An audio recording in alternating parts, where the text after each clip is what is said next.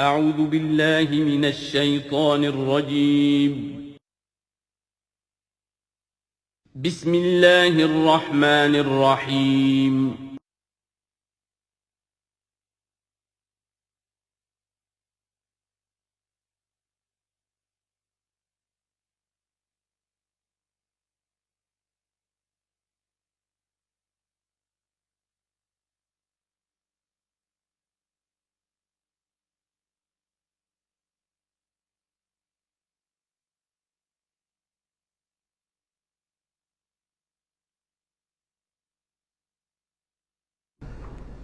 الحمدللہ وکفی والصلاة والسلام علی عبادہ الذین اصطفی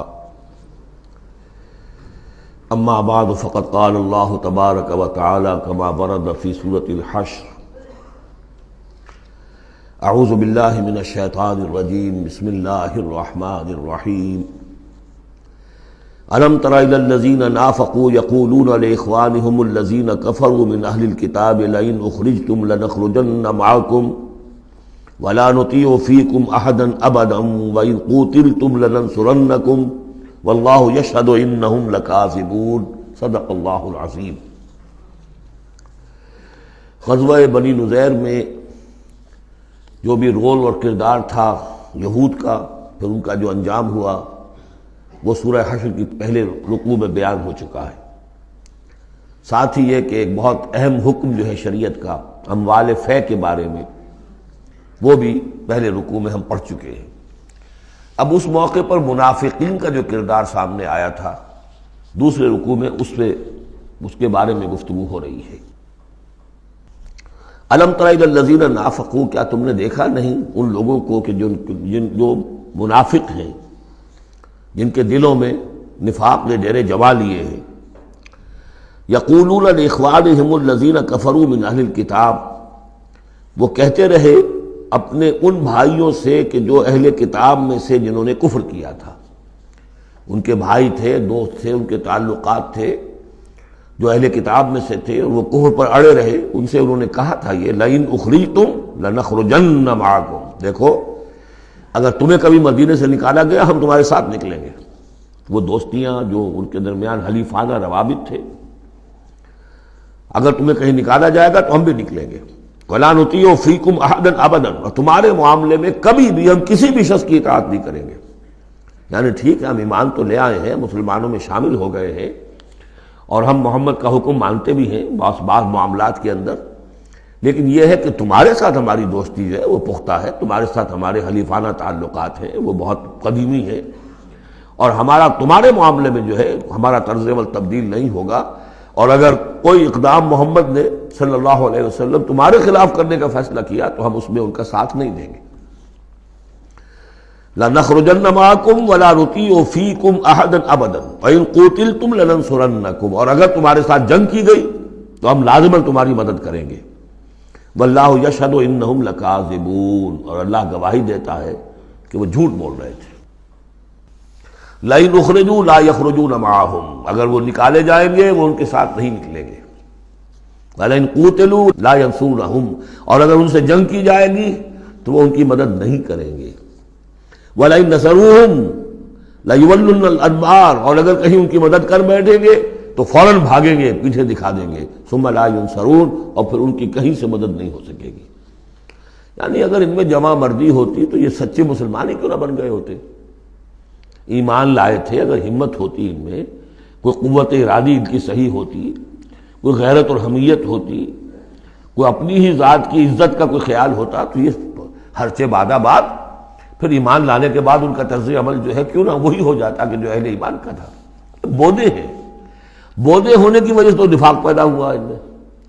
اب اگر یہ کہتے ہیں کہ ہم تمہاری مدد کریں گے اور لازماً لڑ جائیں گے، ہر ایک سے لڑ جائیں گے، تو یہ سب جھوٹ ہے۔ اول تو یہ کہ اگر یہ نکالے گئے تو وہ ان کے ساتھ نہیں نکلیں گے، ان سے جنگ کی گئی تو ان کا ساتھ نہیں دیں گے، اور اگر کوئی اکا دکا ان میں سے ایسا نکل بھی آیا سر پھرا کہ جو اپنے اس وعدے کو پورا کرنے کے لیے ان کے ساتھ شامل ہو کر جنگ کرے گا، تو پھر یہ کہ جھٹ وہ بھاگ جائے گا، میدان چھوڑ جائے گا، اور یہ کہ پیٹھ دکھا دے گا۔ لَأَنْتُمْ أَشَدُّ رَهْبَةً فِي صُدُورِهِم مِّنَ اللَّهِ، مسلمانوں یقیناً تمہارا ڈر ان کے دلوں میں کہیں زیادہ ہے بنسبت اللہ کے ڈر کے۔ یہ اللہ سے اتنا نہیں ڈرتے جتنے کہ تم سے ڈرتے ہیں۔ ذالک بانہم قوم لا یفقہون، اور یہ اس لیے ہے کہ انہیں اصل سمجھ حاصل نہیں۔ اصل سمجھ حاصل ہو تو ایمان حاصل ہو جائے، علم حقیقی حاصل ہو جائے، پھر آدمی جان لے کہ اصل زندگی تو آخرت کی زندگی ہے، دنیا کی زندگی تو کھیل کود اور تماشا ہے، اس کے سوا کچھ نہیں۔ لا یقاتلونکم جمیعا، یہ کبھی بھی جنگ نہیں کریں گے تمہارے خلاف مل کر، الا فی قری محصنۃ، مگر یہ کہ کہیں ایسی بستیوں میں کہ جن کو پوری طرح فورٹیفائیڈ ہو، جن کی کہ فصیلیں کھڑی ہوں، مضبوط ہوں، ان کے اندر سے ہو کر جنگ کریں گے، او من ورائے جدر، یا دیواروں کے پیچھے سے، باسہم بینہم شدید، ان کے آپس کے جھگڑے جو ہے وہ بہت سخت ہے۔ اگر تو خلوص اور اخلاص کسی میں شخص کے اندر ہو تو اللہ کے ساتھ مخلص کیوں نہ ہو جائے گا، اللہ کے رسول کے ساتھ کیوں نہ مخلص ہو جائے گا۔ ظاہر بات ہے کہ بزدلی اور خود غرضی، یہ دو چیزیں ہیں کہ جو در حقیقت ان کے مزاج کا جزو لا ینفک ہے، اور وہی تو اصل سبب ہے ان کے نفاق کا۔ تو یہ کسی اور کے ساتھ کیسے مخلص ہو جائیں گے؟ تحسبہم جمیعا وقلوبہم شتیٰ، تم سمجھتے ہو کہ یہ یکجا ہیں، اکٹھے ہیں، ان کا متحدہ محاذ ہے، جبکہ دل کے دل پھٹے ہوئے۔ ہمارے ہاں بھی سیاسی متحدہ محاذ، چاہے وہ نظام مصطفیٰ تحریک کا بنا تھا، اس کا بھی حال سب کو معلوم ہے کہ اس کے لیڈر جو ہیں علماء کرام ایک دوسرے کے پیچھے نمازیں نہیں پڑھتے تھے، متحدہ محاذ تھا وہ، اتحاد کیسا تھا؟ وہی بات، باسہم بینہم شدید، ان کے تو آپس کے اختلافات جو ہے وہ بہت شدید ہیں، ان کی آپس کی دشمنیاں، کدورتیں، کینے۔ تحسبہم جمیعا، تم سمجھتے ہو کہ یہ جمع ہے، اکٹھے ہیں، وقلوبہم شتیٰ، ان کے دل پھٹے ہوئے ہیں۔ ذالک بانہم قوم لا یعقلون، اور یہ اس لیے کہ وہ ایک ایسا گروہ ہے کہ جو عقل سے کام نہیں لیتے۔ کمثل الذین من قبلہم قریبا ذاقوا وبال امرہم، جیسے قصہ ان کا ہوا جو ان سے پہلے تھے ماضی قریب میں، یعنی بنو قینقاع۔ سب سے پہلے بنو قینقاع کا معاملہ ہوا تھا، پھر یہ بنی نضیر کا ہوا، پھر 5ویں سال میں غزوہ احزاب کے ضمیمے کے طور پر بنو قریظہ کا ہوا۔ وَلَهُمْ عَذَابٌ أَلِيمٌ، ان کے لیے بہت ہی دردناک عذاب ہے۔ کمثل الشیطان، یا پھر مثال ہے شیطان کی، اذ قال للانسان اکفر، جبکہ وہ انسان سے کہتا ہے کرو کفر، فلما کفر، اور جب انسان کفر کرتا ہے، قال انی بریء منک انی اخاف اللہ رب العالمین، وہ کہتا ہوں میں تم سے علیحدہ ہوں، میرا تم سے کوئی تعلق نہیں، میں تو اللہ سے ڈرتا ہوں جو تمام جہانوں کا رب اور مالک و پروردگار ہے۔ فَكَانَ عَاقِبَتَهُمَا أَنَّهُمَا فِي النَّارِ خَالِدَيْنِ فِيهَا، تو ان دونوں کی عاقبت یہ ہے کہ وہ شیطان بھی اور وہ انسان بھی، دونوں کی عاقبت یہ ہے کہ وہ رہیں گے آگ میں اور ہمیشہ ہمیشہ رہیں گے۔ وَذَلِكَ جَزَاءُ الظَّالِمِينَ، اور یہی ہے ظالموں کا بدلہ، جیسا کہ سورہ قاف میں ہم پڑھ چکے ہیں کہ وہ قرین جو ہوگا، اس گناہگار کافر اور مشرک کا جو قرین ہوگا، وہ جب لے کر آئے گا، حاضر کرے گا، قَالَ قَرِينُهُ هَذَا مَا لَدَيَّ عَتِيدٌ، اور اللہ تعالیٰ کی طرف سے حکم آئے گا فرشتوں کو، القیا فی جہنم کل کفار عنید، تو وہ کیا کہے گا، ربنا ما اطغیتہ ولکن کان فی ضلال بعید، اور اللہ تعالیٰ فرمائیں گے لا تختصموا لدی وقد قدمت الیکم بالوعید ما یبدل القول لدی وما انا بظلام للعبید۔ تیسرا رکوع اور آخری رکوع جو ہے اس سورہ حشر کا، یہ پھر قرآن مجید کا ایک بہت اہم مقام ہے۔ میں آج سوچ رہا تھا کہ میں بار بار جو کہتا ہوں آپ سے، یہ قرآن کا بہت اہم مقام ہے، یہ قرآن کا بہت اہم مقام ہے، تو اس کی بھی ایک حقیقت سمجھ لیجئے۔ قرآن حکیم میں تو کوئی ایک حرف اور ایک لفظ بھی غیر اہم نہیں ہے، البتہ مختلف اعتبارات سے مختلف مقامات کی ایک ریلیٹیولی زیادہ اہمیت ہے۔ بعض مقامات حکمت کے ہیں، بعض مقامات جو ہیں وہ فلسفیانہ ہیں، بعض مقامات وہ ہیں کہ جو جدید سائنس کے حوالے سے بڑے اہم ہیں، بعض مقامات وہ ہیں جو روح دین سے بحث کرتے ہیں، بعض مقامات وہ ہیں جو ایمان کی ماہیت کو واضح کرتے ہیں، ایمان کیا ہے۔ تو اس اعتبار سے یقیناً مختلف مقامات جو ہیں وہ مختلف اعتبارات سے اور حیثیتوں سے وہ زیادہ اہمیتوں کے حامل ہیں۔ اب یہ جو 7 آیتیں ہیں اس رکوع کی، تیسرے رکوع کی، اس میں فلسفہ، تصوف، پھر یہ کہ اس میں سب سے بڑا جو آ رہا حصہ وہ یہ ہے کہ جیسے 6 آیتیں سورہ حدید کی تھیں کہ جن میں اللہ کے اسماء و صفات کا ذکر ہے، جن میں تفصیل سے گفتگو نہیں کر سکا اور نہ اس کا موقع تھا، تو اسی طرح کا ہم وزن جو ہے 3 آیتیں آ رہی ہیں سورہ حشر کے آخر میں. قرآن حکیم میں اسماء خداوندی کا سب سے بڑا گلدستہ، 16 اسماء ایک جگہ پر اور کہیں نہیں ہے. 8 اسماء ایک آیت میں، الملک القدوس السلام المومن المہیمن العزیز الجبار المتکبر سبحان اللہ عما یشرکون، ایک ہے. تو اس اعتبار سے یہ حصہ بہت اہم ہے. فرمایا یا ایھا الذین آمنوا اتقوا اللہ ولتنظر نفس ما قدمت لغد واتقوا اللہ ان اللہ خبیر بما تعملون. اہل ایمان اللہ کا تقوی اختیار کرو، اور چاہیے کہ ہر جان یہ دیکھتی رہے کہ اس نے کل کے لیے کیا آگے بھیجا ہے. اللہ کا تقوی اور آخرت کا احساس، کل کے لیے کیا بھیجا. ما قدمت لغد، یہ بڑی کل ہے. ایک کل تو وہ ہے کہ جو کل سورج طلوع ہوگا تو شروع ہو جائے گی، اور ایک بڑی کل وہ ہے آنے والی ہے جو بعث بعد الموت کے بعد آنے والی ہے. وہ بڑی کل ہے. اس کل کے لیے کیا بھیجا ہے آگے، کیا سامان ہے، کیا توشہ ہے، کیا تم نے کمائی ہے جو جمع کرائی ہے. وہ جو اس کائناتی حکومت کا جو سب سے بڑا ریزرو بینک ہے، امپیریل بینک ہے اس کائنات کا، اللہ تعالیٰ کے ہاں کیا جمع کرایا. اور دیکھیے 2 مرتبہ ایک آیت میں واتقوا اللہ، اللہ کا تقوی، اللہ کا خوف. لیکن یہ خوف اصل میں اس طرح کا خوف نہیں ہوتا جو کسی خوفناک شے کا خوف ہوتا ہے. ایک ہے شیر کا خوف یا سانپ کا خوف، ایک خوف والد کا خوف ہوتا ہے، وہ محبت کے تحت ہوتا ہے.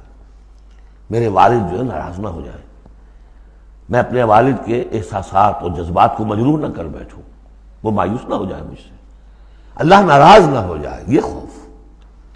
یا ایھا الذین آمنوا اتقوا اللہ ولتنظر نفس ما قدمت لغد واتقوا اللہ ان اللہ خبیر بما تعملون. یقیناً جو کچھ تم کر رہے ہو اللہ اسے باخبر ہے. اگلی آیت ہے جسے علامہ اقبال نے قرار دیا کہ ان کے فلسفہ خودی کی سورس یہ ہے. سید نذیر نیازی نے ہمارے ہاں قرآن کانفرنس میں باقاعدہ بیان کیا، ان کے مضمون میں بھی موجود ہے یہ، کہ میں نے حضرت علامہ سے یہ سوال کیا کہ آپ کے فلسفہ خودی کے بارے میں بڑی جیب گوئیاں ہوتی ہیں. کوئی کہتا ہے کہ فلاں نیٹشے سے آپ نے اخذ کر لیا ہے، فلاں سے کر لیا ہے. آپ بتائیے کہ آپ کے اس فلسفہ خودی کی سورس کیا ہے. تو علامہ نے فرمایا کہ اچھا کل آ جانا فلاں وقت. تو کہتے ہیں کہ میں اتنا خوش رہا کہ شاعر مشرق اور حکیم الامت مجھے یہ اعزاز بخش رہے ہیں کہ میں جاؤں گا اور وہ مجھے ڈکٹیٹ کرائیں گے کہ میرے فلسفہ خودی کی سورس کیا ہے. تو میں گیا اور بہت خوش گیا، پینسل کاپی لے کر گیا. میں گیا تو کہا ذرا قرآن مجید اٹھا لاؤ. تو ایک تو مجھ پر وہ ویسی پڑ گئی. پھر کہا کہ ذرا کھولو سورہ حشر نکالو اور یہ آیت پڑھو، وَلَا تَكُونُوا كَالَّذِينَ نَسُوا اللَّهَ فَأَنسَاهُمْ أَنفُسَهُمْ أُولَٰئِكَ هُمُ الْفَاسِقُونَ. یہ ہے میرے فلسفہ خودی کی سورس. دیکھنا مسلمانوں، ان لوگوں کی طرح نہ ہو جانا جنہوں نے اللہ کو بھلا دیا، تو اللہ نے انہیں اپنے آپ سے غافل کر دیا. فَأَنسَاهُمْ أَنفُسَهُمْ، اس کے کیا معنی؟ کیا کوئی خدا سے غافل جو اپنے آپ کو بھول جاتا ہے؟ اپنے پیٹ کا خیال نہیں رہتا اس کو؟ اپنے جسم میں کوئی پھوڑا نکل آئے تو علاج نہیں کراتا؟ کس چیز سے غافل ہے؟ وہ اپنے جسم سے غافل نہیں، وہ اپنے حیوانی وجود سے غافل نہیں، اس کے تقاضوں سے غافل نہیں، اس کی اپ کیپ، اس کی مینٹیننس، اس کی ویئر اینڈ ٹیئر کو درست کرتے رہنا، کسی چیز سے غافل نہیں. معلوم ہوا کہ اس حیوانی وجود کے علاوہ کوئی حیثیت ہے انسان کی، اصل حقیقت جس کو انسان بھول جاتا. اور یہ ہم پڑھ چکے ہیں سورہ مجادلہ کے اندر بھی الفاظ آئے تھے کہ شیطان نے انہیں اللہ کو بھلا دیا. فَأَنسَاهُمْ ذِكْرَ اللَّهِ اسْتَحْوَذَ عَلَيْهِمُ الشَّيْطَانُ فَأَنسَاهُمْ ذِكْرَ اللَّهِ. شیطان نے ان پر قابو پا لیا ہے اور انہیں بھلا دیا ہے، اللہ کے ذکر سے غافل کر دیا ہے. تو جو لوگ اللہ کو بھلا دیتے ہیں وہ اپنے آپ سے، اپنی اصل حقیقت سے غافل ہو جاتے ہیں. وہ اپنے آپ کو کیا سمجھتے ہیں؟ حیوان. اور آج کا ہماری جو تہذیب کا جو مرکزی نقطہ ہے آج کا گلوبل سویلائزیشن کا، کہ انسان نرا حیوان ہے. اور اس میں سب سے بڑا پارٹ پلے کیا ہے ڈاروین کے نظریہ ارتقاء نے. حیوان جیسے اور حیوان ہے ویسا حیوان انسان ہے. اتنا ہی فرق ہے نا جتنا گھوڑا اور گدھا. گدھا ذرا کورس قسم کا ہے، ذرا گھٹیا رف قسم کا جانور ہے، اور ذرا گھوڑا فائن ہے، ریفائنڈ ہے، تمکنت والا. باقی بنیادی فرق کیا ہے گدھے میں اور گھوڑے میں؟ اسی طرح گوریلا اور شمپینزی اور انسان، کیا فرق ہے؟ اتنا ہی فرق ہے جتنا گدھے اور گھوڑے میں ہے، اتنا ہی گوریلا اور شمپینزی اور انسان میں ہے. کوئی فرق نہیں. وہی موٹیوز جو ان کے ہیں وہی موٹیوز ان کے ہیں، سارے وہی موٹیوز ہیں. سائیکالوجی ہے تو اسی پر چل رہی ہے. جو محرکات عمل ہے انسان کے وہ وہی ہے جو حیوان کے، کوئی اور ہے ہی نہیں. یہ ہے اصل میں اس دور کا المیہ، اللہ کو بھول جانا اور اپنی اصل حقیقت یعنی روح. اللہ کو بھلاؤ گے تو تمہارے اندر جو ڈیوائن ایلیمنٹ اس نے پھونکا تھا اس سے غافل ہو جاؤ. اب کیا رہ گئے تم میرے حیوان؟ میں نے آپ کو اس سے پہلے بھی وہ اپنشد کا جملہ سنایا ہے. Man in his ignorance identifies himself with the material sheaths which encompass his real self. Real self تو میری انا ہے، میری خودی ہے. اور یہ انا خودی فلسفیانہ الفاظ ہے کس شے کے لیے؟ وہ جو روح ہے میرے اندر ہے، نور تجلی بھی اسی خاک میں پنہاں، غافل تو نرا صاحب ادراک نہیں ہے. نقطۂ نوری کے نام او خودی، زیر خاک ماں شرار زندگی. لیکن اس سے غافل، جب اس سے غافل حیوان رہ گئے. جب حیوان رہ گئے اولئک ھم الفاسقون، تو حیوان کے لیے تو کوئی مورل لا ہے نہیں. اور ارلی فرینچ لٹریچر جو ہے پچھلی سینچری کا وہ سارا اسی پر بیسڈ ہے. وہ ساری دلیل یہاں سے لاتے ہیں کہ انسانوں نے اپنے اوپر قیدیں لگانی ہے. بیوی بیٹی ماں میں فرق کرنا، حیوانات میں کوئی فرق کرتا ہے؟ نیوڈسٹ کلب سے اگر پوچھے کہتے ہیں حیوانات میں سے کوئی لباس پہنتا ہے؟ انسان نے خام کا تکلف ایجاد کر لیا. ان کے لیے سورس ہے وہی حیوانوں کی زندگی، انہی سے سبق حاصل کرو. یہ ہے انسان کے اندر صرف حیوان نہیں ہے. جیسے کہ شیخ سعدی نے کہا تھا آدمی زیادہ طرفہ معجون است از فرشتہ سرشتہ وز حیوان. یہ جو انسان ہے آدم زاد یہ ایک معجون مرکب ہے. اس میں فرشتہ بھی، سرشتہ کہتے ہیں گوندنے کو، آٹے کو پانی کو ملا کر گوندتے ہیں آپ، یکجان کرتے ہیں. تو از فرشتہ سرشتہ وز حیوان، اس میں ایک فرشتہ بھی ہے ایک حیوان بھی ہے، دونوں گندے ہوئے.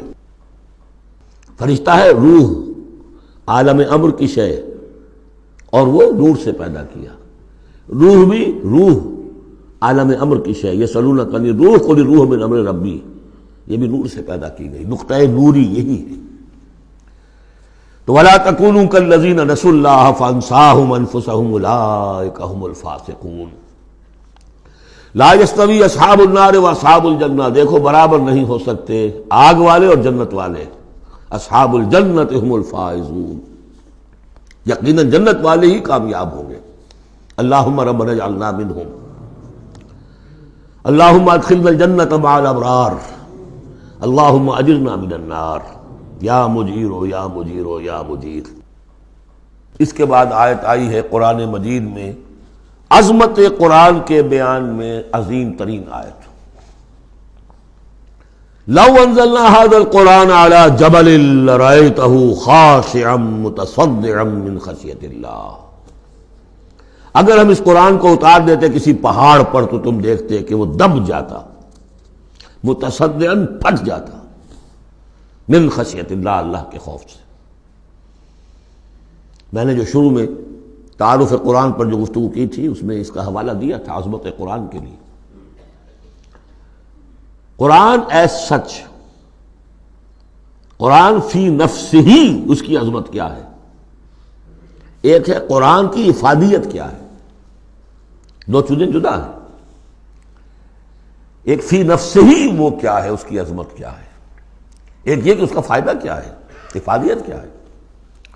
افادیت پر بس ہم آیت پڑھ چکے، لیکن خاص طور پر دو آیتیں سورہ یونس کی. یا ایھا الناس قد جاءتکم موعظۃ من ربکم وشفاء لما فی الصدور وہدی ورحمۃ للمؤمنین. قل بفضل اللہ وبرحمتہ فبذلک فلیفرحوا هو خیر مما یجمعون. لیکن قرآن فی نفسہ ہی اگر ہم اسے اتار دیتے کسی پہاڑ پر تو تم دیکھتے کہ وہ دب جاتا پھٹ جاتا. اور اس کے لیے میں تشریح کر چکا ہوں سورہ اعراف میں جو معاملہ ہوا تھا کہ حضرت موسیٰ علیہ السلام نے عرض کیا تھا اللہ سے رب ارنی انظر الیک، اور اللہ نے فرمایا کہ تم مجھے نہیں دیکھ سکتے، لن ترانی ولکن انظر الی الجبل فإن استقر مکانہ فسوف ترانی. ذرا اس پہاڑ کو دیکھو، ہم اپنی تجلی اس پر ڈالیں گے، اگر وہ سہار جائے، کھڑا رہ جائے اپنی جگہ پر، برداشت کر جائے، تو تم بھی سمجھنا کہ ہاں ہمیں دیکھ سکو گے. فلما تجلی ربہ للجبل، جب اس کے رب نے ایک اپنا پرتو، ایک جلوہ، ایک تجلی کیا ہے؟ روشنی، ایک نور، اس نور کا جو اللہ نے تعالی نے وہ پرتو ڈالا اس پہاڑ پر، جعلہ دکا وخر موسیٰ صعقا، وہ ریزہ ریزہ ہو گیا. اور تجلی باری تعالی، ذات باری تعالی کی تجلی کے بالواسطہ مشاہدے کا اثر ہوا ہے کہ حضرت موسیٰ بے ہوش ہو کر گر گئے. اب نوٹ کیجئے، یہ بالکل وہی بات ہے جو تمثیل کی شکل میں آ رہی ہے. فرق کیا ہے؟ وہ تجلی ذات تھی باری تعالی کی، یہ تجلی صفات ہے. کلام اللہ، اللہ کا کلام ہے، کلام متکلم کی صفت ہوتا ہے، اس کی بھی تاثیر وہی ہے جو ذات باری تعالیٰ کی تاثیر ہے. اس کو علامہ اقبال نے ادا کیا ہے، فاش گویم آنچ در دل مضمرست. میں صاف ہی کھول کے بیان کر دوں جو میرے دل میں مضمر ہے، چھپی ہوئی بات ہے. این کتابیں نیست چیزیں دیگر است. یہ قرآن کتاب نہ سمجھو اسے، کتاب نہیں کچھ اور ہے. کیا ہے؟ مثل حق پنہاں ہم پیداست. آج ہم نے وہ آیت بھی پڑھ لی، الظاہر والباطن، اللہ الظاہر بھی ہے الباطن بھی ہے. تو ذات باری تعالیٰ جیسے الظاہر بھی ہے الباطن بھی ہے، اسی طرح مثل حق پنہاں وہ ہم پیداست، یہ چھپا ہوا بھی ہے اور ظاہر بھی ہے، سامنے بھی ہے. اس لیے میں بیان کر چکا ہوں وہاں سورہ واقعہ میں، لا یمسہ الا المطہرون، جب تک کہ اندر پاک نہ ہو چکا ہو قرآن کے حقیقی معرفت اور معانی تک انسان پہنچ نہیں سکتا. چھلکوں تک رہے گا، ہڈی ہوگی اس کے ہاتھ میں، گودا نہیں ہوگا اس کے پاس. ناز قرآن مغزہ برداشتے استخاں پیش سگاں انداختے، مغز تک نہیں پہنچ سکتا. وہ ہے اصل میں قرآن مجید کا معاملہ کہ تجلی صفات باری تعالی صفت ہے کلام کی، اور کلام میں آپ کو معلوم ہے متکلم کی پوری شخصیت جو ہے منعکس ہو جاتی ہے. کوئی شخص ہے، کوئی بھٹیارن ہے، کوئی اور ہے، بڑمونجا ہے، اب ان کی اپنی زبان ہے، ان کا ایک جملہ آپ سنیں گے پتہ چل جائے گا یہ کون بول رہا ہے، یہ کون بول رہی ہے.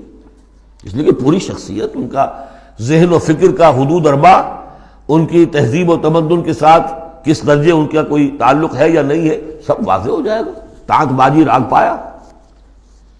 تو اللہ کا کلام ہے یہ. لو انزلنا هذا القرآن على جبل لرأيته خاشعا متصدعا من خشية الله وتلك الامثال نضربها للناس لعلهم يتفكرون.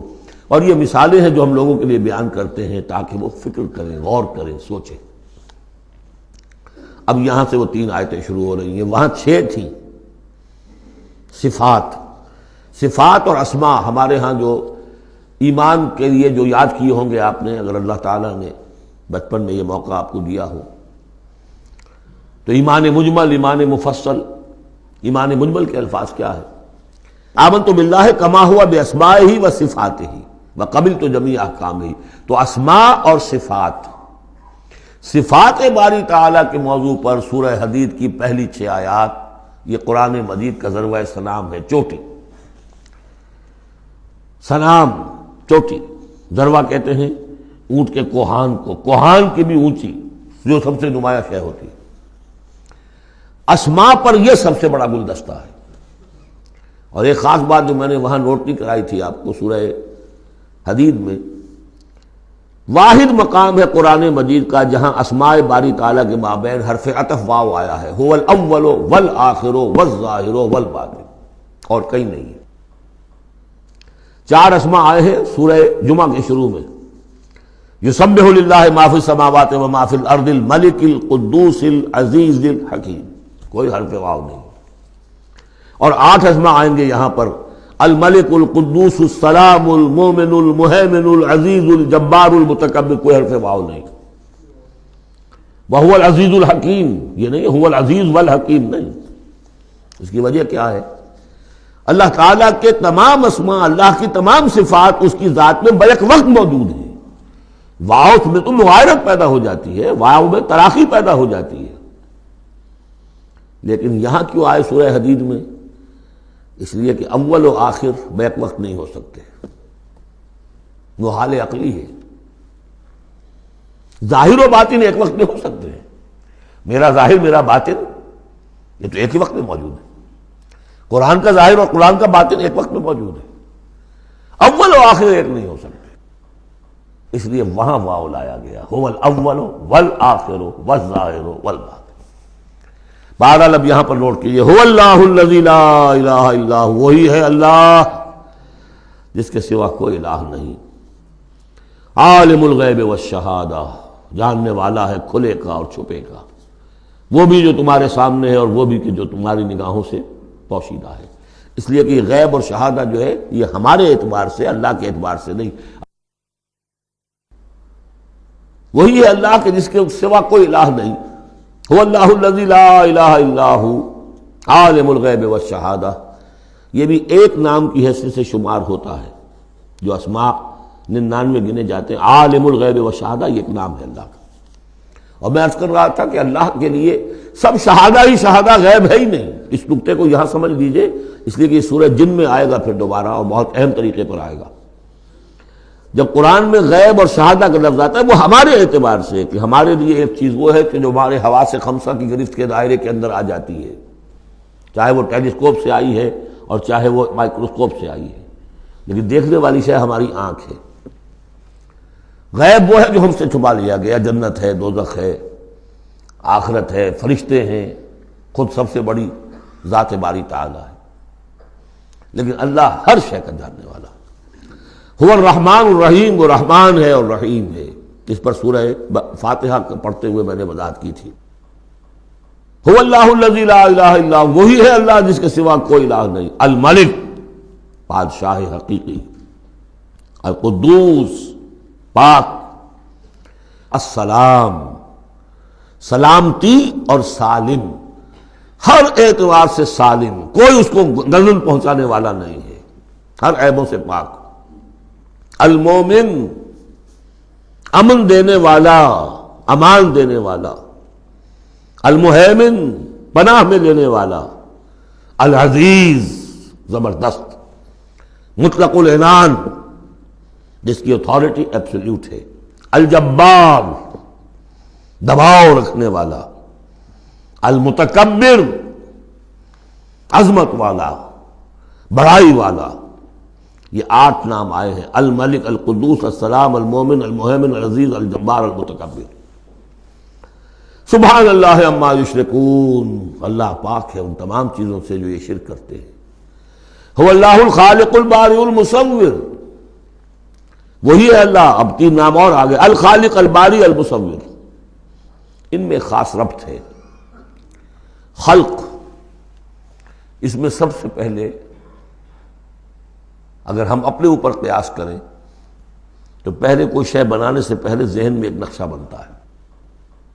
بڑھئی نے میز بنانی ہے، اس کے ذہن میں میز کا نقشہ پہلے بن چکا ہے، کرسی بنانی، کرسی کا نقشہ بن چکا ہے، یہ اس کی ذہنی تخلیق ہے۔ پھر وہ اسے ظاہر کرتا ہے عالم واقعہ میں، وہ لکڑی کی میز بنا کر اسے واقعہ نمایاں کر دیتا ہے، لے آتا ہے۔ پھر اس کی تصویر، فنیشنگ ٹچز، اس کو رنگ روغن، یہ تینوں مرحلے ایک ہی پروسیس کے ہیں۔ اللہ نے تخلیق فرمائی، پھر اس کو ظاہر کیا، عدم کے پردے سے نکال کر اور وجود کے پردے میں لے آیا۔ باری، برا کہتے ظاہر کرنے والا، من قبل ان نبرأہا، اس سے پہلے کہ ہم اسے ظاہر کریں۔ ما اصاب من مصیبت فی الارض ولا فی انفسکم الا فی کتاب من قبل ان نبرأہا، سورہ حدید میں آیت پڑھ چکے ہیں۔ وہی ہے الخالق، الباری، المصور، لہ الاسماء الحسنی، تمام اچھے نام اسی کے ہیں۔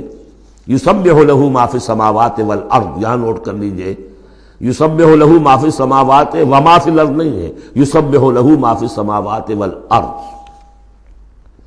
سورہ حدید کے شروع میں تھا سبح للہ ما فی السماوات والارض، سورہ حشر میں آیا سبح للہ ما فی السماوات وما فی الارض۔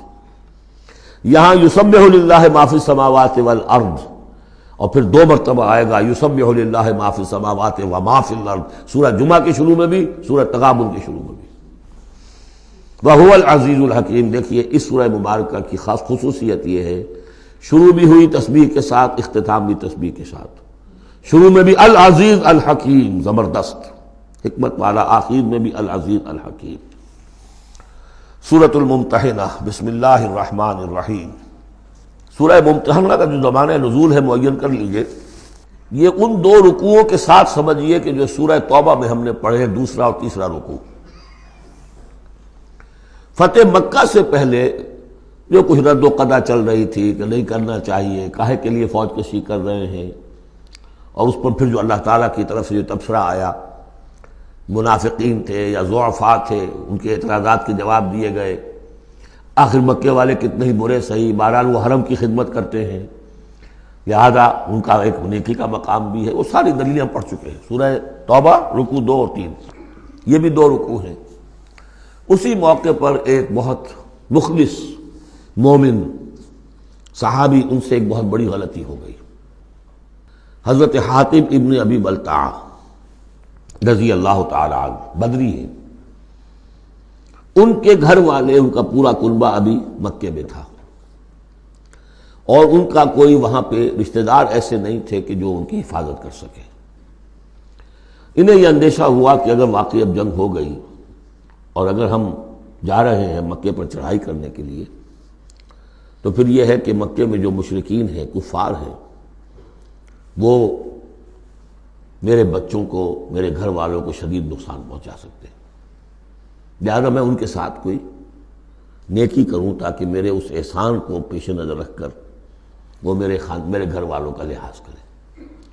انہوں نے ایک خط لکھا مکے والوں کے نام، اور اس میں گویا کہ وہ سیکریٹ جو ہے وہ لیک کر دیا کہ محمد اب تم پر چڑھائی کرنے والے ہیں صلی اللہ علیہ وسلم۔ یہ احسان دھرا۔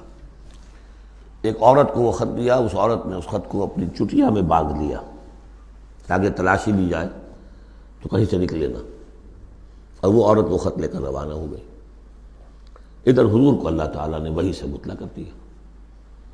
حضور نے بھیجا حضرت علی اور ان کے ساتھ ایک اور صاحب کہ جاؤ فلاں جگہ اس وقت وہ عورت ہوگی، تم جا کے اس کو وہاں ٹھہری ہوئی ہے راستے میں کسی منزل میں، اس کے پاس خط ہے، وہ لے کے آؤ۔ وہاں پہنچے، عورت موجود تھی، محمد رسول اللہ کی دی ہوئی خبر تو غلط نہیں ہو سکتی تھی۔ اس سے پوچھا، نہیں قتل نہیں۔ اس کی جو تلاشی لی تو کہیں نہیں نکلا۔ پھر حضرت علی نے دھمکی دی، دیکھو ہمیں ہمارے نبی نے بتایا ہے تمہارے پاس خط ہے، جھوٹا نہیں ہو سکتا وہ، یا تو تم سیدھی سیدھی خط مجھے نکال دو ورنہ میں تمہیں برہنہ کر کے تمہاری تلاشی لوں گا۔ بہرحال یہ دھمکی سن کر وہ پھر اس نے کھول کے اپنی چٹیا اور نکال کے دے دی، وہ خط لے کے آ گئے۔ اب وہ راز کھل گیا، ابی بلتعہ کو بلایا، حاتب نے ابی بلتعہ کو مان لیا، جی حضور یہ میرا خط ہے۔ حضرت علی نے کہا کہ، یا حضرت عمر نے کہ آپ مجھے اجازت دیں کہ میں اس کی گردن مار دوں ابھی؟ آپ نے فرمایا نہیں، حاتب بدری ہے اور بدریوں کے تمام اللہ تعالیٰ پچھلے اگلے گناہ معاف کر چکا ہے، تو اس کی وہ جو فضیلت ہے اس کی وجہ سے جو خطا ہو گئی اللہ معاف کرے گا۔ تو وہ ہے اصل میں کشاکش پس منظر میں جس میں کہ یہ صورت نازل ہو رہی ہے۔ یا ایھا الذین آمنوا لا تتخذوا عدوی وعدوکم اولیاء، اہل ایمان تم میرے اور اپنے دشمنوں کو اپنا دوست اور ولی نہ بناؤ۔ ان کی خیر خواہی، ان کی بھلائی، ان پہ احسان کرنے کی کوشش، ان کے ساتھ اپنے گڈ آفیسز بلڈ کرنے کی کوشش۔ تلقون الیہم بالمودۃ، تم ان پر ان کی طرف رجوع کرتے ہو، بھیجتے ہو پیغام دوستی کے، خلوص و اخلاص کے۔ وقد کفروا بما جاءکم من الحق، حالانکہ انہوں نے کفر کیا ہے، انکار کیا ہے اس حق کا جو تمہارے پاس آیا ہے۔ یخرجون الرسول وایاکم، وہی ہیں جو نکالتے ہیں، یعنی جنہوں نے نکالا ہے رسول کو صلی اللہ علیہ وسلم، تمہیں بھی نکالا ہے ان تؤمنوا باللہ ربکم، صرف اس جرم کی پاداش میں کہ تم ایمان رکھتے ہو اللہ پر، اپنے رب پر۔ ان کنتم خرجتم جہادا فی سبیلی، اگر تو تم نکلے تھے مکے سے اور تم نے ہجرت کی تھی اس لیے کہ میری راہ میں جہاد کرو گے، تو یہ طرز عمل تمہیں اس کے منافی ہے۔ وابتغاء مرضاتی، اور میری رضا جوئی کے لیے تم نکلے تھے، تو سرون الیہم بالمودہ، تم خفیہ پیغامات بھیجتے ہو ان کو دوستی کے، احسان کے مبنی۔ وَأَنَا أَعْلَمُ بِمَا أَخْفَيْتُمْ، تم نے خفیہ پیغام بھیجا، میں تو خوب جانتا ہوں جسے تم چھپاتے ہو، وَمَا أَعْلَنْتُمْ، جسے تم ظاہر کرتے ہو، وَمَنْ يَفْعَلْهُ مِنْكُمْ فَقَدْ ضَلَّ سَوَاءَ السَّبِيلِ، جو کوئی بھی تم میں سے یہ کام کرے گا وہ تو پھر سیدھے راستے سے بھٹک گیا۔ یہ ایک آیت ہے، اب تک نوٹ کر لیجیے مدنی صورتوں کا جو مزاج ہے۔ یا ایھا الذین آمنوا لا تتخذوا عدوی وعدوکم اولیاء تلقون الیہم بالمودۃ وقد کفروا بما جاءکم من الحق یخرجون الرسول وایاکم ان تؤمنوا باللہ ربکم ان کنتم خرجتم جہادا فی سبیلی وابتغاء مرضاتی تسرون الیہم بالمودۃ وانا اعلم بما اخفیتم وما اعلنتم ومن یفعلہ منکم فقد ضل سواء السبیل۔ ان یثقفوکم یکونوا لکم اعداء، اگر وہ کہیں تمہیں پا لیں، یعنی تم ان کے ہاتھ لگ جاؤ، ہتھے چڑھ جاؤ، وہ تمہارے ساتھ دشمنی کریں گے۔ وَيَبْسُطُوا إِلَيْهِمْ أَيْدِيَهُمْ، اپنے ہاتھ بڑھائیں گے تمہاری طرف، وَأَلْسِنَتَهُمْ، اور اپنی زبانیں، بِالسُّوءِ، برے ارادے کے ساتھ تمہیں نقصان پہنچائیں گے، ان کی زبانیں بھی ان کے ہاتھ بھی۔ وَوَدُّوا لَوْ تَكْفُرُونَ، اور ان کی خواہش ہوگی شدید کہ کسی طرح تم بھی دوبارہ کافر ہو جاؤ۔ لَن تَنفَعَكُمْ أَرْحَامُكُمْ، تمہیں ہرگز نفع نہیں پہنچائیں گے تمہارے رحمی رشتے، وَلَا أَوْلَادُكُمْ، نہ تمہاری اولادیں، یوم القیامہ، قیامت کے دن، یفصل بینکم، اللہ فیصلہ کر دے گا تمہارے مابین، واللہ بما تعملون بصیر، اور جو کچھ تم کر رہے ہو اللہ اسے دیکھ رہا ہے۔ قد کانت لکم اسوۃ حسنۃ فی ابراہیم والذین معہ، تمہارے لیے ایک اچھا نمونہ ہے، بہت عمدہ ماڈل ہے، اسوہ حسنہ ہے، فی ابراہیم والذین معہ، ابراہیم اور ان کے ساتھیوں کے معاملے میں، ان کی شخصیتوں کی صورت میں۔ اذ قالوا لقومہم، جبکہ انہوں نے کہا اپنی قوم سے، برملا کہہ دیا، انا براء منکم، ہم بری ہیں تم سے، ومما تعبدون من دون اللہ، اور جن کو بھی تم پوج رہے ہو اللہ کے سوا، ہمارا ان سے کوئی رشتہ نہیں، کوئی تعلق نہیں، ہم اعلان برات کر رہے ہیں ان سے۔ کفرنا بکم، ہم منکر ہوئے تم سے بھی، وبدا بیننا وبینکم العداوۃ والبغضاء ابدا، اور اب تمہارے اور ہمارے مابین عداوت اور بغض اور بیر شروع ہو چکا ہے، اب یہ ہمیشہ باقی رہے گا، حتیٰ تؤمنوا باللہ وحدہ، جب تک کہ تم ایمان نہ لاؤ اللہ پر توحید کے ساتھ، یعنی جب تک اس طرح ننگی تلوار نہ بن جائے ایک مومن۔ حزب اللہ کو ننگی تلوار بننا پڑتا ہے، رشتوں کو کاٹنا پڑتا ہے، وَلَوْ كَانُوا آبَاءَهُمْ أَوْ أَبْنَاءَهُمْ أَوْ إِخْوَانَهُمْ أَوْ عَشِيرَتَهُمْ، سورہ مجادلہ میں پڑھا ہے ابھی۔ تو یہ حضرت ابراہیم علیہ السلام کا معاملہ، الا قول ابراہیم لأبیہ لأستغفرن لک، سوائے اس کے کہ ابراہیم نے ایک وعدہ کیا تھا اپنے باپ سے کہ میں آپ کے لیے ضرور استغفار کروں گا۔ یہ سورہ مریم میں ہم پڑھا ہے، جب اس نے کہا تھا کہ تم نکل جاؤ، وَاہْجُرْنِی مَلِیًّا، اراغب انت عن آلہتی یا ابراہیم لئن لم تنتہ لارجمنک واہجرنی ملیہ، حضرت ابراہیم نے کیا کہا تھا؟ سلام علیک ساستغفر لک ربی انہ کان بی حفیہ، میں آپ کے لیے ابا جان میں اپنے اللہ سے دعا کروں گا، استغفار کروں گا۔ وما املک لک من اللہ من شیء، مجھے اختیار کوئی نہیں ہے آپ کے بارے میں اللہ کے ہاں، کچھ نہیں، آخری اختیار اللہ کا ہے۔ ربنا علیک توکلنا والیک انبنا والیک المصیر، پروردگار ہم نے تجھی پر توکل کیا اور الیک انبنا، اور تیری طرف رجوع کیا، والیک المصیر، اور تیری طرف لوٹ جانا ہے۔ ربنا لا تجعلنا فتنۃ للذین کفروا، پروردگار ہمیں اب کافروں کے لیے تختہ مشق اور تختہ امتحان نہ بنا دے کہ ہمارے اوپر وہ ظلم کرے، اور تو ان کو اوپر آزمائش جو انہیں آزما رہا ہے وہ اس شکل میں کہ ہم پر وہ ظلم کرے، جیسے اللہ تعالیٰ کفار مکہ کو آزما رہا تھا، لیکن تختہ ستم، تختہ مشق کون؟ صحابہ کرام بنے ہوئے تھے۔ واغفر لنا، اور ہمیں بخش دے، انک انت العزیز الحکیم، یقیناً تو ہی ہے سب کچھ زبردست اور حکمت والا۔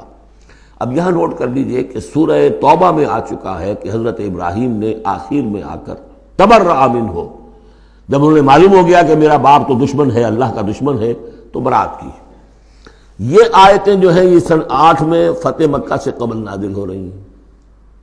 حاتب بن بلتع کا واقعہ ہے، ابھی مکے طرف روانگی نہیں ہوئی ہے، اور وہ آیتیں جو ہیں وہ سن 9 میں نازل ہو رہی ہیں، اس کے بھی ذی قعدہ کے بھی بعد، جبکہ واپس آ گئے حضور صلی اللہ علیہ وسلم تبوک سے، لہذا وہ ہوگی محکم، اور یہ بات جو ہے اس کے پہلے یہ گویا کہ تابع رہے گی۔ لقد کان لکم فیہم اسوۃ حسنۃ، تمہارے لیے یقیناً ان کی ذات میں، ان کے رویے میں، ان کے طرز عمل میں ایک اچھا نمونہ ہے، لمن کان یرجو اللہ والیوم الآخر، لیکن کس کے لیے؟ کہ جو اللہ کی بھی ملاقات کی امید رکھتے ہوں اور یوم آخر سے ڈرتے ہوں۔ بالکل یہی الفاظ وہاں آئے تھے، لقد کان لکم فی رسول اللہ اسوۃ حسنۃ لمن کان یرجو اللہ والیوم الآخر وذکر اللہ کثیرا، یہ سورہ احزاب میں ہم پڑھ چکے ہیں۔ حضور کی شخصیت، آپ کی سیرت اسوہ کاملہ ہے، لیکن فائدہ کون اٹھائیں گے؟ فائدہ صرف وہی اٹھا سکیں گے کہ جو اللہ پر بھی ایمان رکھتے ہوں، آخرت پر بھی ایمان رکھتے ہوں، اور کثرت کے ساتھ اللہ کا ذکر کرتے ہوں۔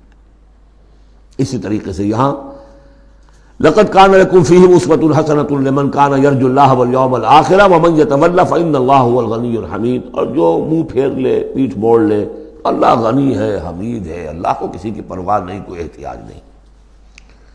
اب آخری مسئلہ آ رہا ہے خاص طور پر بعض خواتین کا۔ ہوا یہ تھا کہ صلح حدیبیہ میں طے ہو گیا تھا، جو سن 6 میں ہوئی، کہ مکے سے اگر کوئی مسلمان بھاگ کر جائے گا مدینے تو آپ کو واپس کرنا ہوگا، اور مدینے سے اگر کوئی مسلمان مرتد ہو کر واپس آئے مکے تو ہم واپس نہیں کریں گے۔ یہ شرط تھی، اور شرط مان لی تھی حضور نے۔ اس کے بعد معاملہ پیش آ گیا چند خواتین کا۔ اب ظاہر بات ہے کہ اب خواتین جو ہے ان میں سے کوئی مدینے آ گئی، مطالبہ ہوا ان کا واپس کریں، جو مسلمان تھی ایمان لے آئی تھی۔ حضور نے فرمایا نہیں، وہ مردوں پر بحث تھی، ساری گفتگو جو ہوئی تھی وہ رجال سے متعلق تھی، نساء کی نہیں، لہذا ان کو واپس نہیں کیا جائے گا، اور نہیں کیا گیا۔ لیکن یہ کہ اب جو وہاں سے خواتین آ رہی ہیں، کہہ رہی ہے کہ ہم تو صاحب ایمان ہیں، اس لیے ہم ہجرت کر کے مکے سے آ گئی ہیں یہاں۔ اندیشہ یہ تھا کہ ان میں کہیں جاسوس نہ آ رہے ہوں، مکے والے جو ہیں ان کے ذریعے سے کچھ اسکینڈلائز نہ کریں ہماری سوسائٹی کو، کچھ کہہ نہیں سکتے، لہذا ان کا معاملہ کیا کیا جائے۔ پھر یہ کہ ان کے شوہر تو وہاں ہیں، شادی تو وہاں ہوئی ہوئی ہے ان کی، تو آیا یہ اب یہاں مسلمانوں کے لیے حلال ہے اس درجے میں کہ وہ ان سے نکاح کر سکیں، یا وہ رشتہ برقرار رہے گا؟ کافر جو ہے ان کی بیویاں یہ مسلمان ہو گئی، یہ آ گئیں۔ تو یہ مسائل تھے خواتین کے کہ جن کو اس رکوع میں سورہ ممتحنہ کے اور آخر میں پھر خواتین کی بیعت کا تذکرہ ہے اس میں۔ اور یہ میں سمجھتا ہوں کہ اللہ تعالیٰ کی طرف سے کمپنسیشن ہوتی ہے، جیسا کہ میں نے بتایا تھا کہ باپ اور ماں میں فرق یہ رکھا گیا، قانونی طور پر باپ کا پلڑا بھاری ہے، باپ طلاق دے سکتا ہے ماں کو، ماں تو خلا ہی لے سکتی ہے، طلاق دے نہیں سکتی، اور اگر طلاق ہو جائے گی تو اولاد باپ کی شمار ہوگی، ماں کی نہیں، یہ قرآن کا قانون ہے۔ لیکن دوسری طرف ماں کی خدمت 3 درجے زیادہ ضروری ہے باپ سے، خدمت میں 3 درجے فائق رکھ دیا ماں کو، اور کہا کہ جنت اس کے قدموں تلے۔ تو کمپنسیشن ہوتی ہے، کسی ایک جگہ پر کمی ہے تو دوسری جگہ اس کو، اسی کا نام بیلنس ہے۔ یہ ترازو کے یہ دونوں جو ہیں، اگر بازو جو ہیں یہ برابر ہے تو ایک سیر ادھر ڈالیں گے، ایک سیر ادھر ڈالیں گے، ترازو کی ڈنڈی سیدھی رہے گی۔ ایک چھوٹا ہے ایک بڑا ہے تو چھوٹے میں اب زیادہ ڈالنا پڑے گا اور بڑے میں کم، تب وہ، تو یہ بیلنس تو تب ہوگا کہ وہ جو کمی ہے اس کو پیش نظر رکھیں۔ یہ ہے معاملہ کہ جو یہاں پہ بیان ہوا۔ وہ بیلنس کیا کیا اللہ تعالیٰ نے؟ مردوں کی بیعت کا قرآن میں ذکر ہے، اس کا متن قرآن میں کہیں نہیں ہے۔ بیعت عقبہ اولیٰ کا کیا متن تھا، بیعت عقبہ ثانیہ کا متن کیا تھا، کیا بیعت لی تھی، کیا الفاظ تھے، بیعت رضوان کے موقع پہ کیا جو الفاظ کا تھے، کہیں نہیں، قرآن میں نہیں، احادیث میں مل جائیں گے۔ خواتین کی بیعت کو یہ فضیلت دے دی کہ اس کا پورا متن بھی قرآن مجید میں موجود ہے۔ فرمایا عسى اللہ ان یجعل بینکم وبین الذین عادیتم منهم مودہ، ہو سکتا ہے مسلمانوں کہ جو تمہارے اور جن کے مابین دشمنی پڑ گئی ہے اللہ تعالیٰ تمہارے مابین پھر دوستی پیدا کر دے. کیسے پیدا کر دے؟ وہ ایمان لے آئے. فَإِخْوَانُكُمْ فِي الدِّينِ. اور کوئی زیادہ دور تو نہیں تھا مرحلہ. فتح مکہ کے بعد سن 9 میں وہ آیات آئیں کہ 4 مہینے کی مہلت ہے، اس میں ایمان نہیں لاؤ گے تو گردنیں اڑا دی جائیں گی. سب کے سب لوگ ایمان لے آئے. تو اب ہو گئے بھائی اخوانکم فی الدین. عسى اللہ ان یجعل بینکم وبین الذین عادیتم منهم مودۃ واللہ قدیر واللہ غفور رحیم. اللہ ہر شے پر قادر ہے اور غفور ہے اور رحیم ہے. لا ینہاکم اللہ عن الذین لم یقاتلوکم. اللہ تعالیٰ تمہیں ان لوگوں سے نہیں روکتا کہ جنہوں نے تم سے کبھی جنگ نہیں کی، فی الدین، دین کے معاملے میں، ولم یخرجوکم من دیارکم، اور نہ تمہیں نکالا تمہارے گھروں سے، ان تبروہم وتقسطوا الیہم، کہ تم ان کے ساتھ کوئی بھلائی کرو یا انصاف کا معاملہ کرو. جہاں بھی ولایت کا معاملہ نہیں ہے، کافر کو ولی نہیں بنایا جا سکتا، پشت پناہ، مددگار، حمایتی، قلبی محبت نہیں ہو سکتی، لیکن کوئی نیک سلوک کرنا، کوئی بھلائی کرنا، اس میں کوئی اعتراض نہیں. کافروں کے ساتھ کرو. جو غیر حربی ہے، جس کے ساتھ جنگ نہیں ہے، جس نے کبھی آپ کے خلاف آپ کے کسی دشمن کی مدد نہیں کی ہے، اس کا معاملہ مختلف رہے گا. ان اللہ یحب المقسطین. اللہ تعالیٰ انصاف کرنے والوں کو پسند کرتا ہے.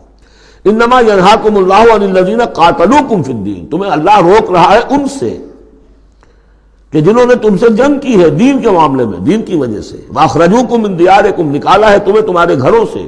وظاہروا علی اخراجکم. اور انہوں نے گٹھ جوڑ کیا ہے تمہارے نکالنے پر، ایک دوسرے کی مدد کی ہے. ان تولوہم. کہ تم ان کے ساتھ ولایت، باہمی ولایت، باہمی کا رشتہ قائم کرو، اس سے روکا ہے. ومن یتولہم. اور جو کوئی ان کے ساتھ دوستی کرے گا، فاولئک ھم الظالمون. تو وہی لوگ ہیں کہ جو ظالم ہیں. یا ایھا الذین آمنوا. یہاں سے اب خواتین کا معاملہ. یا ایھا الذین آمنوا اذا جاءکم المؤمنات مہاجرات. اہل ایمان جب تمہارے پاس آئیں مومن خواتین ہجرت کر کے، فامتحنوہن. تو ان کا ذرا امتحان لے لیا کرو، دیکھ بھال کر لیا کرو، یہ واقعی مومن ہے. کچھ تھوڑی سی انٹروگیشن ہو، سرسری سی اندازہ ہو جائے. لیکن اللہ اعلم بایمانہن. باقی یہ کہ اللہ تعالیٰ بہتر جانتا ہے کسی کے دل میں ایمان ہے یا نہیں ہے. آپ کے لیے ناممکن ہے کہ آپ اس کی صحیح تفتیش کر سکیں. تاہم پھر بھی کسی درجے میں ایک احتیاطی تدبیر اختیار کرو کہ دیکھ لیا کرو کہ وہ واقعتاً ایمان والی ہے. فَإِنْ عَلِمْتُمُوهُنَّ مُؤْمِنَاتٍ. پھر اگر تم دیکھو کہ وہ مومن ہے، واقعتاً مومن ہے، فَلَا تَرْجِعُوهُنَّ إِلَى الْكُفَّارِ. تو اب انہیں لوٹاؤ نہیں کفار کی طرف. لا ہن حل لہم. نہ وہ اب ان کافروں کے لیے حلال رہی ہیں، ولا ہم یحلون لہن. نہ وہ ان کے لیے حلال ہے. وآتوہم ما انفقوا. جو کچھ انہوں نے خرچ کیا تھا، مہر دیا تھا، وہ لوٹا دو، یہاں سے دے دو، بھجوا دو. فلاں کافر، اس کی بیوی مسلمان ہو گئی، یہاں آ گئی ہے، اب یہاں تعلق ازدواج ختم ہوا، جو مہر تم نے دیا تھا وہ واپس کر رہے ہیں. دیکھیے یہ ہے عدل و انصاف. جیسے کہ حضرت خالد بن ولید نے ایک موقع پر، جبکہ شام کے محاذ پر ذرا پیچھے ہٹنا پڑا، غالباً ابو عبیدہ کا معاملہ تھا رضی اللہ تعالی عنہما، تو ایک شہر جس سے کہ جزیہ لے لیا گیا تھا، پھر چونکہ وہاں سے پسپائی جو ہے ٹیکٹیکل موو کے طور پر وہاں سے پیچھے ہٹنا پڑا، تو وہ سارا جزیہ واپس کر دیا. ہم جا رہے ہیں، اب آپ لوگوں کی حفاظت کا ذمہ ہم نہیں لے سکتے. ذمہ کا مطلب ہے ہمیں آپ کی حفاظت کی ذمہ داری پوری کرنی تھی، نہیں کر سکتے، یہ رقم واپس. اور دھاڑے مار مار کر وہ روئے کہ یہ لوگ فرشتہ لوگ یہ جا رہے ہیں ہمیں چھوڑ کر. تو یہاں بھی کہا جا رہا ہے کہ وہ کافر ہیں، لیکن یہ کہ ان کے جو انہوں نے مہر وغیرہ دیا ہوا ہے مسلمان عورتوں کا، واپس کر لوٹا دو. ولا جناح علیکم ان تنکحوہن اذا آتیتموہن اجورہن. اور اے مسلمانوں، تم پر کوئی حرج نہیں ہے، کوئی گناہ نہیں ہے کہ تم اب ان خواتین سے نکاح کر لو جبکہ تم انہیں ان کے مہر ادا کر دو. ولا تمسکوا بعصم الکوافر. اور اگر تمہاری بیویاں وہاں ہیں، کوئی رہ گئی ہیں ابھی کفر پہ ہیں، تو تم بھی ان کے ناموس کو اپنے قبضے میں نہ رکھو، یعنی انہیں طلاق دے دو، انہیں فارغ کر دو کہ ہمارا تم سے کوئی تعلق نہیں.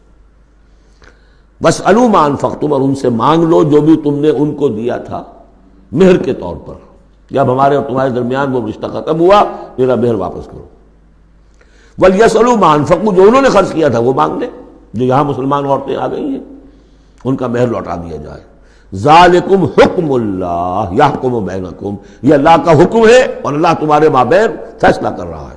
واللہ علیم الحکیم، اللہ سب کچھ جاننے والا ہے، کمال حکمت والا۔ وَإِنْ فَاتَكُمْ شَيْءٌ مِّنْ أَزْوَاجِكُمْ، اور اگر کوئی چیز جاتی رہے تمہارے ہاتھ سے تمہاری بیویوں کے معاملے میں، یعنی مسلمان مرد ہجرت کر کے آ گیا، بیوی اس کی وہاں پر ہے اور وہ کافرہ ہے، مشرکہ ہے، اور اس سے وہ کہتا ہے میرا مہر واپس کرو، وہ نہیں کرتی، وہ مہر واپس نہیں کر رہی، اسے یہاں پہ نکاح کرنے کے لیے مہر ادا کرنا پڑے گا، اس کے پاس پیسے نہیں۔ اس مسئلے کا حل بتایا، وَإِنْ فَاتَكُمْ شَيْءٌ مِّنْ أَزْوَاجِكُمْ، تمہارے کچھ لوگوں کی طرف سے اگر انہیں یہ نقصان پہنچ جائے کہ انہیں وہ مہر واپس نہ ملے، فَعَاقَبْتُمْ إِلَى الْكُفَّارِ، یہ کفار کے ہاں رہ گیا، وہ نہیں دے رہے تم مہر، فَعَاقَبْتُمْ، پھر اگر کہیں تمہارا ہاتھ پڑ جائے، کہیں کسی جگہ تمہیں فتح مل جائے، کہیں سے تمہیں مال غنیمت یا مال فہ ہاتھ آ جائے، فَآتُوا الَّذِينَ ذَهَبَتْ أَزْوَاجُهُمْ، تو ان لوگوں کو کچھ دے دلا دو کہ جن کی بیویاں جاتی رہیں اس کفر اور اسلام کی وجہ سے، رشتہ جو کٹ گیا ہے، تاکہ اب وہ اپنی اس رقم سے جو انہیں دی جا رہی ہے وہ یہاں نکاح کر سکیں، اور جو خواتین وہاں سے آ رہی ہیں جن کا کہ حکم دے دیا گیا کہ یہاں سے ان کے مہر واپس کر دو، تو اب ان سے وہ نکاح کریں گے تو مہر دیں گے تو تب ہوگا نا۔ فَآتُوا الَّذِينَ ذَهَبَتْ أَزْوَاجُهُمْ مِثْلَ مَا أَنفَقُوا وَاتَّقُوا اللَّهَ الَّذِي أَنتُم بِهِ مُؤْمِنُونَ، اور اس اللہ کا تقوی اختیار کرو جس پر کہ تمہارا ایمان ہے۔ یا ایھا النبی، اے نبی صلی اللہ علیہ وسلم، اذا جاءک المؤمنات یبایعنک، جب آپ کے پاس آئیں مومن خواتین آپ سے بیعت کرتی ہوئی، علی اللہ یشرکن باللہ شیئا، پہلی شرط یہ ہے کہ وہ عہد کریں کہ وہ اللہ کے ساتھ کسی شے کو شریک نہیں کرے گی، ولا یسرقن، دوسری یہ کہ چوری نہیں کریں گی، ولا یزنین، کوئی بدکاری نہیں کریں گی، ولا یقتلن اولادہن، اپنی اولاد کو قتل نہیں کریں گی، ولا یاتین ببہتان یفترینہ بین ایدیہن وارجلہن، اور نہ ہی وہ کوئی ایسا طوفان باندھیں گی، کوئی بہتان لگائیں گی جو ان کے ہاتھوں اور پاؤں کے مابین سے ہو، سیکسول سکینڈلز، کوئی عورت جو تہمت لگا دے کسی کے اوپر اس نے میری آبرو ریزی کی ہے یا اس نے کسی اور اعتبار سے، تو یہ چیزیں بھی نہیں، اور یہ ہوتا رہا ہے، انبیاء تک کے ساتھ ہوا ہے۔ ولا یعصینک فی معروف، اور آخری بات یہ اس بیعت کے اندر کہ جو بھی آپ بھلی بات ان سے کہیں گے اس کے اندر آپ کی نافرمانی نہیں کریں گے۔ یہ ہیں آرٹیکلز آف بیع خواتین کے لیے۔ فبایعہن، تو اے نبی ان کی بیعت قبول کر لیجئے، انہیں بیعت کر لیجئے اپنے سے، واستغفر لہن اللہ، اور ان کے ساتھ ان کے لیے اللہ تعالیٰ سے استغفار کیجئے۔ ان اللہ غفور الرحیم، یقیناً اللہ غفور الرحیم ہے۔ اب یہاں نوٹ کر لیجئے کہ جو بیعت مردوں سے لی گئی، بیعت عقبہ ثانیہ، بیعت عقبہ اولیٰ جو تھی وہ تقریباً یہی تھی، اسی لیے اس کو بیعت النساء بھی کہتے ہیں، پہلی بیعت۔ ابھی جو ہے وہ کوئی ایسی شکل سامنے نہیں تھی کہ کوئی جماعتی تشکیل ہو رہی ہو، جماعت بنانی ہو، اور ہمارے ہاں جو بھی صوفیاء ہیں جو بیعت لیتے ہیں وہ بھی تقریباً اسی کو دلیل بناتے ہیں، بیعت عقبہ اولیٰ اور بیعت النساء، وہ اسی بات کا عہد لیتے ہیں، شرک نہیں کروں گا، یہ نہیں کروں گا، چوری نہیں کروں گا، نیکی کے کام کروں گا، وغیرہ وغیرہ۔ تو صوفیاء کی بیعت، خواتین کی بیعت اور بیعت عقبہ اولیٰ تقریباً یہ ہے۔ لیکن وہ بیعت جس سے کہ جماعتی زندگی وجود میں آئی وہ بیعت عقبہ ثانیہ ہے۔ حضرت عبادہ ابن صامت رضی اللہ تعالی عنہ سے اس کی پورا اس کا ٹیکسٹ جو ہے وہ موجود ہے، متفق علیہ حدیث ہے، جس کو بخاری میں بھی ہے، مسلم میں بھی ہے۔ بایعنا رسول اللہ صلی اللہ علیہ وسلم، وہ فرماتے ہم نے بیعت کی تھی اللہ کے رسول سے صلی اللہ علیہ وسلم، علی السمع والطاعۃ، آپ کا ہر حکم سنیں گے، اطاعت کریں گے، فی العسر، تنگی اور مشکل میں بھی، والیسر، اور آسانی میں بھی، والمنشط، اس حالت میں بھی کہ ہماری طبیعتوں میں انشراح ہو کہ ہاں یہ کام واقعتاً بہت مفید ہے، صحیح ہے، والمکرہ، اور اس حالت میں بھی کہ ہمیں اپنی طبیعتوں پر جبر کرنا پڑے، ہمیں اس فیصلے کے ساتھ اتفاق نہ ہو، وعلی اثرۃ علینا، اور اس کے باوجود کہ دوسروں کو ہم پر ترجیح دے دی جائے۔ ترجیح دے دی جائے کس بات میں؟ آپ امیر بنا رہے ہیں فلاں شخص کو، یہ تو ابھی نوبارد ہے، ابھی آیا ہے، ابھی شامل ہوا ہم میں، اور ہم پرانے آپ کے ساتھی ہیں، نہیں، پریروگیٹو ہے یہ آپ کا، جس کو چاہیں امیر بنائیں۔ وعلی اللہ نضال الامر اہلہ، جنہیں آپ ذمہ دار بنائیں گے ان سے ہم جھگڑیں گے نہیں، ان سے لڑیں گے نہیں، ان کی اطاعت کریں گے۔ من اطاعنی فقد اطاع اللہ ومن عصانی فقد عصی اللہ ومن اطاع امیری فقد اطاعنی ومن عصی امیری فقد عصانی۔ وعلی نقول بالحق اینما کنا، آخری شق یہ کہ ہم حق بات ضرور کہیں گے جہاں کہیں بھی ہوں گے. لا نخاف فی اللہ لومۃ لائم، ہم کسی ملامت کرنے والے کی ملامت کے خوف سے اپنی زبان بند نہیں کریں گے. یہ بیعت عقبہ ثانیہ جو ہے اس کو ہم نے تنظیم اسلامی میں اختیار کیا، ایک لفظ کا اضافہ کیا، ابایعک علی السمع والطاعۃ فی المعروف. حضور کی اطاعت مطلق تھی، جو حکم دیں گے، غلط دے نہیں سکتے، معصوم ہے. حضور کے بعد ابو بکر کی بیعت بھی مطلق نہیں تھی، مقید ہے، مشروط ہے، کتاب و سنت کے دائرے کے اندر اندر. یہ بیعت ہے چونکہ اس کے بعد حضور نے پہلی مرتبہ ایک تنظیمی ڈھانچہ قائم کیا کہ مدینے میں آپ نے 12 نقیب مقرر کر دیے. یہ تنظیمی شکل پہلی مرتبہ ہو رہی ہے آپ کی سیرت کے اندر. مکے میں تو چونکہ آپ خود موجود ہیں اور سب صحابہ وہیں ہیں، چھوٹا سا شہر ہے، تو کسی تنظیمی سانچے کی اور ڈھانچے کی اور لمبی چوڑی چین جو ہے بنانے کی ضرورت ہی نہیں. اب مدینہ دور ہے، وہاں کے کچھ لوگ 9 خزرج میں سے اور 3 اوس میں سے آپ نے نقیب بنائے، اب ان کی ذمہ داری بنی. اس طرح جماعتی تنظیم جو بنی ہے وہ اس بیعت پر بنی ہے. البتہ چونکہ خواتین کا معاملہ یہ ہے کہ جماعتی جدوجہد جو آگے چلنی ہے اس میں جہاد اور قتال کے جو مراحل آنے ہیں اس میں خواتین کا حصہ بالواسطہ ہے، بلا واسطہ نہیں ہے، ڈائریکٹ نہیں ہے. وہ بیعت ان سے نہیں دی گئی بلکہ یہی بیعت لی گئی ہے کہ اس کے اندر یہ افعال ہیں، یہ نہیں کریں گے. اور یہ کہ ہاں جو امیر ہیں حضور صلی اللہ علیہ وسلم جو بھی حکم دیں گے، جو بھلائی کا حکم ہوگا اس میں ان کی نافرمانی نہیں کریں گے. اس کو ہم نے تنظیم میں خواتین کی بیعت کے لیے بعین ہی یہی الفاظ اختیار کیے. اور واقعہ یہ کہ اس کا بہت ایک اہم پہلو یہ ہے کہ چاہے خواتین کو وہ دوسرے کام نہیں کرنے جو مردوں والے ہیں، جنگ میں جانا ہے یا کوئی اور مسئلہ ہے، لیکن ایک سینس آف بلانگنگ ہو جاتی ہے کہ ایک گروہ کے ساتھ ہونا. کونوا مع الصادقین، کوئی ہے جس کے ساتھ آپ نے اپنے آپ کو آئیڈینٹیفائی کیا، جماعتی زندگی ہے اور اس کے تحت ایک کام ہو رہا ہے. اس کی برکتیں جو ہیں جو آپ نے فرمایا گیا، جو حضور نے فرمایا، یہ حضرت عمر کا قول ہے، اثر ہے، لا اسلام الا بالجماعہ ولا جماعہ الا بالامارہ ولا امارہ الا بالسماع ولا سماع الا بالطاعہ.